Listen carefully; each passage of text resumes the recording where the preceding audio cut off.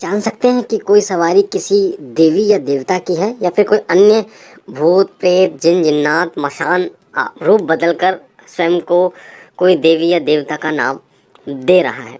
कई बार ऐसा देखा गया है कि आपके घर में आपके शरीर पर किसी शक्ति की सवारी आती है और वो स्वयं को काली बताता है, वो स्वयं को भैरव बताता है, वो स्वयं को अन्य कोई देवी देवता बताता है और उस घर में पूजता है।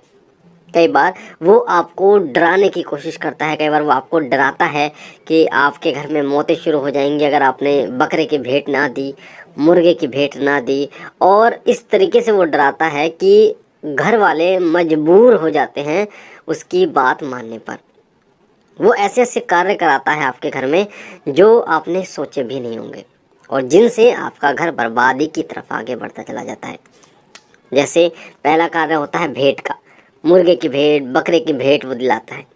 दूसरा कार्य होता है पूजने का, यानी वो स्वयं अपने आपके घर में पूजता है, कोई और देव का नाम लेकर पूजता वो है आपके घर में।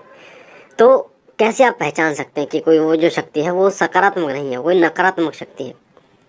अधिकतर आप किसी भगत के पास जाते हैं, वो आपको बताता है। कई बार आप दूसरे भगत के पास जाते हैं और 2-3 भक्तों के पास जाने के बाद आपको ऐसा लगता है कि किसकी बात मानूं किसकी बात ना मानूं, क्योंकि कोई बताता है पितर है, कोई बताता है भूत है, कोई कहता है देवता है, कोई कहता है जिन है, मशान है, अलग अलग तरीके से वो चीज़ें आपको बताते हैं।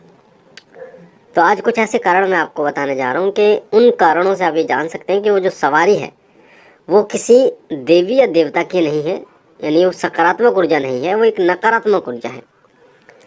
और स्वयं आप ये जान सकते हैं कि वो सकारात्मक है या फिर नकारात्मक है। तो आइए शुरू करते हैं। सबसे पहली जो बात है जो वो बोलता है कि मैं, कभी बोलेगा मैं काली हूँ, कभी बोलेगा मैं भैरव हूँ, कभी बोलेगा मैं शिव हूँ, कभी बोलेगा ये हूँ, कभी बोलेगा वो हूँ। तो इस तरीके की अगर वो सवारी बोलती है, यानी कि अलग अलग नाम लेती है, तो आप समझ लीजिए कि वो सवारी किसी देवी या देवता की नहीं है। अगर वो सवारी उन शक्तियों का नाम ले जिनकी सवारी नहीं आती, जैसे भगवान शिव का नाम ले कि मैं किसकी सवारी, मैं शिव की सवारी हूँ, मैं कृष्ण हूँ, मैं विष्णु हूँ, मैं ब्रह्मा हूँ, तो इसका मतलब आप समझ लीजिए कि कहीं ना कहीं वो जो सवारी है वो एक सकारात्मक सवारी नहीं है, एक नकारात्मक सवारी है। वो किसी देवी देवता की सवारी हो ही नहीं सकती, क्योंकि ब्रह्मा विष्णु महेश की सवारी आती ही नहीं है, भगवान कृष्ण राम की सवारी आती ही नहीं है। तो इस चीज़ से आप ये जान सकते हैं कि वो सवारी सकारात्मक नहीं है।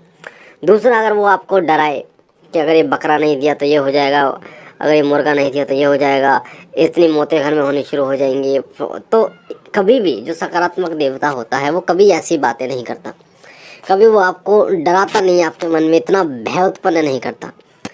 हो सकता है कि कई बार बोली कबूली आपसे हो जाती है, पर फिर भी वो इस प्रकार से नहीं डराता जिस प्रकार से ये जो नकारात्मक शक्ति हैं ये बोलती हैं।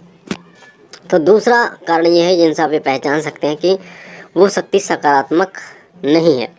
तीसरा है गाली गलौच, कि वो सवारी शरीर पर आकर गाली गलौच करती है, उल्टा सीधा बोलती है। तो कभी भी देवी देवता गाली गलौच नहीं करते, इस चीज़ का आपको विशेष रूप से ध्यान देना है। चौथा कारण है अगर वो नाचना शुरू करे, अजीब तरीके से नाचना शुरू करे। सवारी जरूरी नहीं है कि नाच के आए, धूम मचा के आए, उग्र रूप से आए।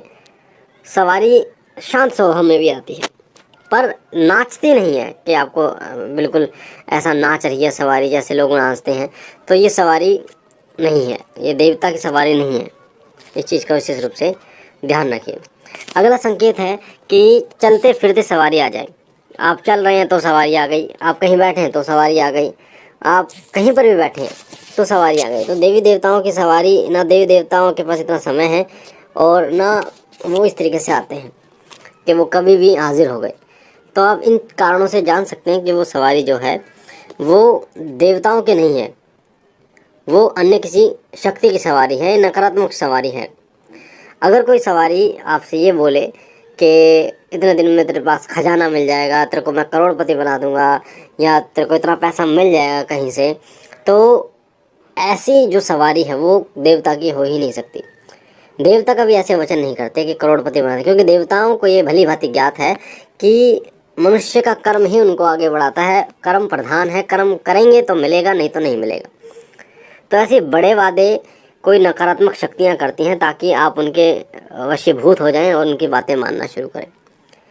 अगला जो कारण है कि सवारी अगर आए, अगर अपना जयकारा ना लगाए, जयकारा ना लगाए, क्योंकि जब सवारी आती है तो जयकारा जरूर लगाती है, अपने ऊपर की शक्तियों का जयकारा लगाती है, अपने साथ की शक्तियों का जयकारा लगाती है।